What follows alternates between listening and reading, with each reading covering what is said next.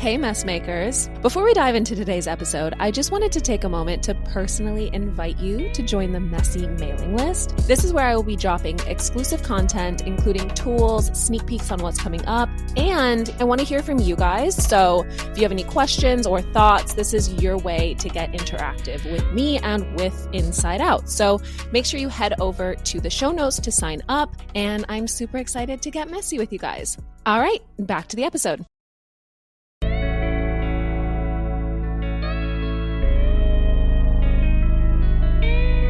Well, welcome to the Inside Out podcast. I'm your host, Jojo, and this is where we will navigate the mess together. That is mental, emotional, and spiritual. Let's get messy.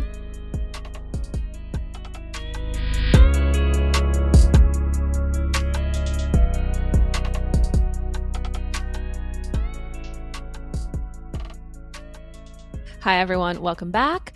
So I had promised that I was going to have Rahel Iboro back on the podcast this week to discuss the houses. Now, if you don't know where or what I am talking about, there are 2 episodes in the last 2 weeks. So go back to part 1 and part 2 of Beyond the Zodiac, where we really look at how to decode astrology and dive deeper into ourselves and really understand why we're here. And it really is a blueprint of our soul. And we get into it. So if you have not listened to those episodes, before you continue with this one, please stop this. Thank you for joining. But go back to part 1 and then go to part 2. However, if you have finished part 1 and part 2, then let's continue. But before we do, have you pulled up your birth chart? Because if you aren't pulling up your birth chart, you're going to be so lost in what we're actually talking about. So I want you to go to a birth chart calculator. They're free. They're online. You can use astro.com. You can use AstroSeek. You can use, I think there's like Astrology Cafe. The pattern is my absolute favorite. I talk about it all the time.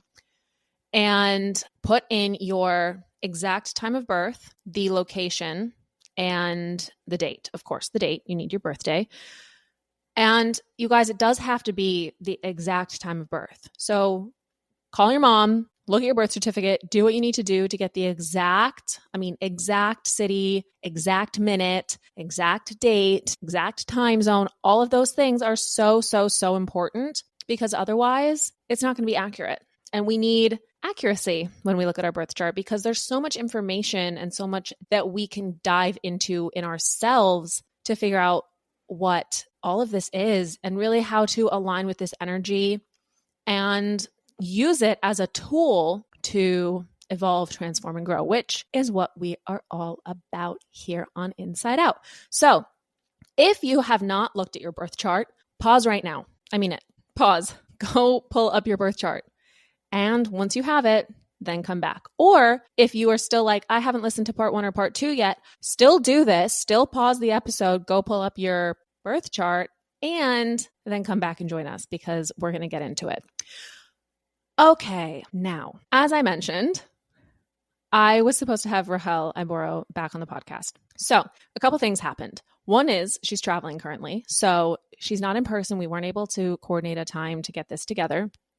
And the second thing is, when we did try to record, the stars were not in alignment and the universe was not on our side for this. Or maybe it was, we never know. But there was a ton of construction happening. The episode was being recorded and there was like banging happening in the background. So we just decided, you know what? We can take a beat. The last 2 episodes, that was a lot of information. We broke down our sun, our moon, and our rising. So if you have not listened, or you don't know what your sun, moon, and rising are, those are very key elements, because in this following part 3 that we're going to get into, my hope is that this episode on part 3 will drop May 14th. Now, we'll see. That is the target date, but anything can happen in the meantime. But I did want to take a moment, because there was so much information that was shared, and I want to make sure that we're all dropping in and really understanding how this all sort of aligns with ourselves. So to briefly recap, the first episode we talked about our sun, moon, and rising. So our sun is when we were born. So if you were born in October, I was born October 10th. So my sun is in Libra. So again, pull up your birth chart, follow along, but your sun is your core identity. It's the you. It's you in your full power. So think about your essence, your ego, your life force, the I am. Your moon is your emotional world. It's how you feel, how you nurture, how you react. It's your inner life. It's what you need to feel safe. Your moon is I feel. And your rising, which is your ascendant or your outer mask, is how the world sees you and how you show up in the world. And this is your vibe. This is I appear.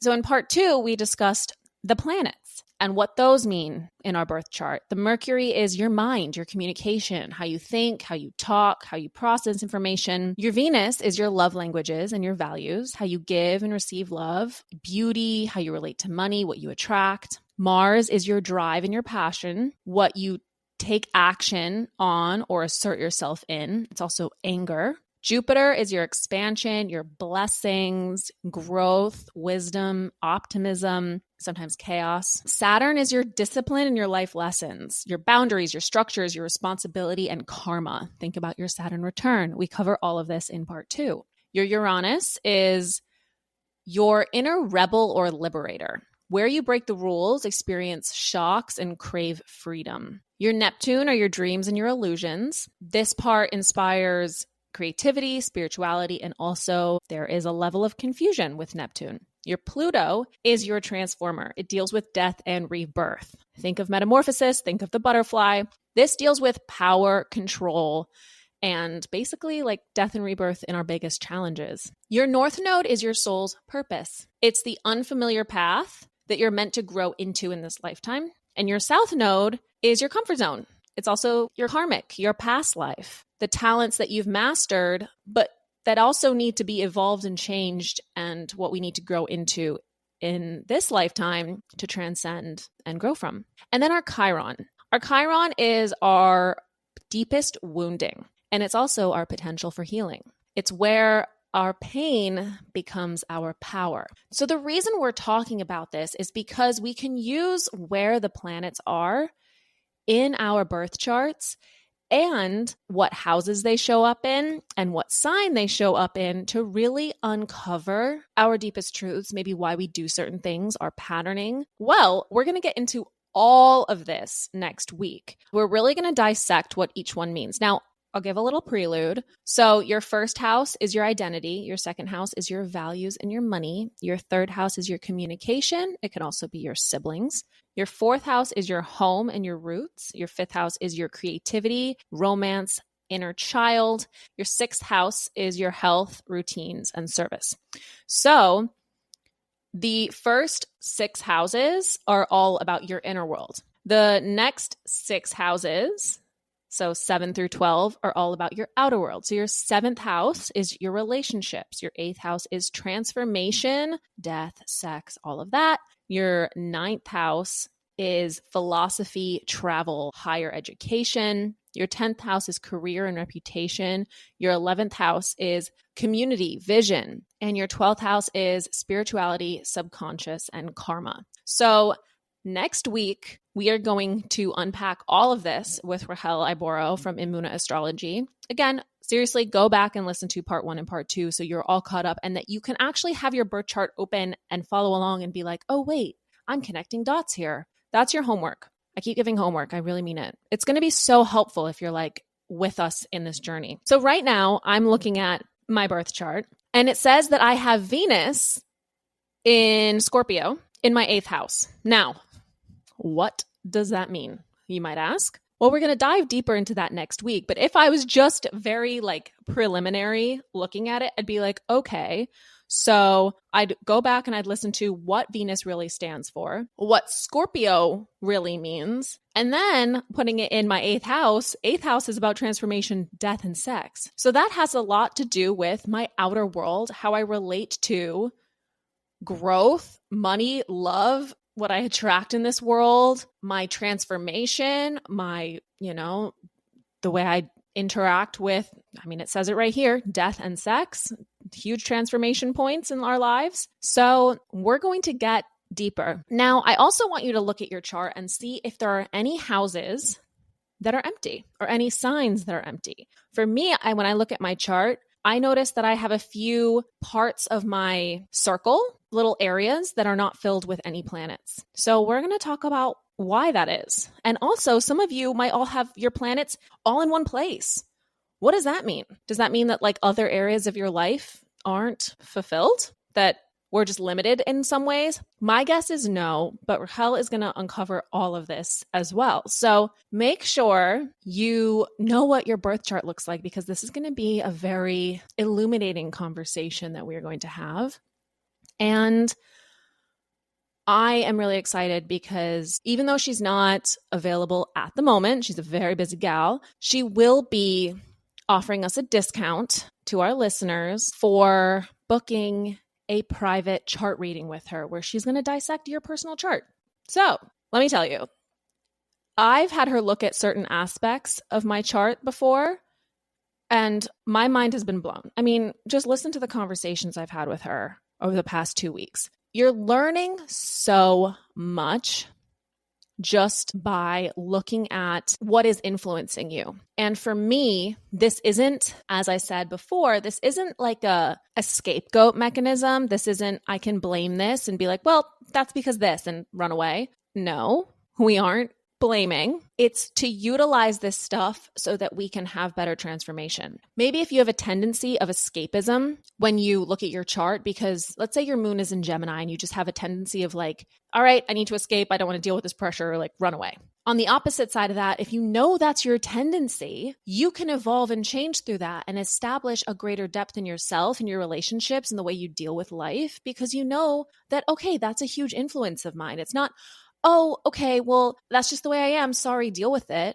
Okay, you can be that way. That's fine. But I doubt that those are my listeners on Inside Out. I think all of us really want to understand why we do certain things. And if we understand, oh, I have more of a tendency to do X, Y, and Z because I have this influence, aren't we going to want to work with that energy and evolve and change and grow through that rather than just point the finger and say, just is what it is. Astrology is that tool. Astrology is that way that we can have a very clear roadmap of how to evolve beyond the zodiac. It's not just what it means and blah, blah, blah. Oh, this is my horoscope. It's how do I take this energy? How do I take this tool and how do I apply it to my life so that I can have a limitless life, so that I can live truthfully, so that I can have abundant relationships, so that I can be on the career path that makes sense for me, so that I can be in communication and flow and have more ease and have more love and just overall peace in my life.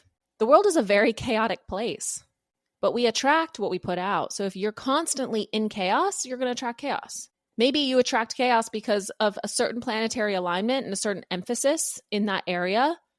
But how are you going to know that if you don't know where to find that? And if we work with that energy, this is how we figure out what to do with it. If you have a tendency to have a weaker knee, for instance, you're going to want to do PT. You're going to want to strengthen that muscle. You're not just going to be like, oh, well, that's a weak muscle. I'm just going to let it deteriorate over time. No, you're going to see a physical therapist. You're going to do the exercises. You're going to understand how to make that muscle stronger, how to heal that. It's the same thing.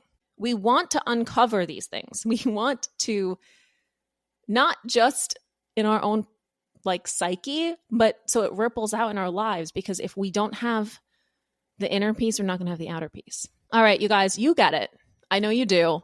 So next week, again, I'm so sorry for the mix up, it's not even something in my control, but I know a lot of you have been really looking forward to how to merge all of this together and really getting that final piece of what the houses mean and how to like really look at our entire chart. So until then, go back and listen to part 1 and part 2. Send your questions because we're going to get into it. And also send this to a friend, because astrology is, and probably will be for a while, be misused. And we can get ahead of that narrative. And that's what I'm trying to do here with enlightening people of like really what the purpose of astrology is, because I think it's so helpful. The deeper we get with ourselves, the deeper we understand the universe, the more non-random things feel.